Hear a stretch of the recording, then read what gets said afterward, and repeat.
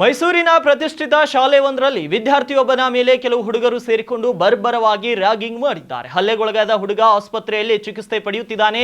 ಈ ಪ್ರಕರಣಕ್ಕೆ ಸಂಬಂಧಿಸಿದಂತೆ ಇದೀಗ ಪೊಲೀಸರು ಎಫ್ಐಆರ್ ದಾಖಲಿಸಿ ತನಿಖೆಯನ್ನ ಮುಂದುವರಿಸಿದ್ದಾರೆ. ಮೈಸೂರಿನ ಜಯಲಕ್ಷ್ಮೀಪುರಂ ಠಾಣೆ ಪೊಲೀಸರು ಇದೀಗ ಶಾಲಾ ಆಡಳಿತ ಮಂಡಳಿ A1 ಹಾಗೂ 3 ಬಾಲಕರ ವಿರುದ್ಧ J1, J2, J3 ಆಗಿ ಎಫ್ಐಆರ್ ಗಳನ್ನು ದಾಖಲಿಸಿದ್ದಾರೆ. ಮೈಸೂರಿನ ಶಾಲೆಯಲ್ಲಿನ ಹುಡುಗನ ಮೇಲೆ ಬರ್ಬರ ರ್ಯಾಗಿಂಗ್ನ ಈ ಒಂದು ಪ್ರಕರಣ. ಶಾಲೆ ಆಡಳಿತ ಮಂಡಳಿ ಹಾಗೂ ಬಾಲಕರ ವಿರುದ್ಧ ಎಫ್ಐಆರ್ ದಾಖಲಾಗಿದೆ. 13 ವರ್ಷದ ಬಾಲಕನ ಮೇಲೆ 3 ರಿಂದ ಹಲ್ಲೆ ಜರುಗಿದೆ. ಬಾಲಕನ ಸ್ಥಿತಿ ಕಂಡು ಪೋಷಕರು ಹೌಹರಿದಿದ್ದಾರೆ. 13 ವರ್ಷದ ಬಾಲಕನ ಮೇಲೆ 3 ರಿಂದ ಹಲ್ಲೆ ನಡೆದಿದ್ದು ಬಾಲಕನ ಮರ್ಮಾಂಗಕ್ಕೆ 3 ಬಾಲಕರು ಒದ್ದಿದ್ದಾರೆ. ಹಲ್ಲೆಯಿಂದ ಬಾಲಕನ ಮರ್ಮಾಂಗಕ್ಕೆ ಗಂಭೀರವಾದ ಗಾಯಗಳಾಗಿವೆ.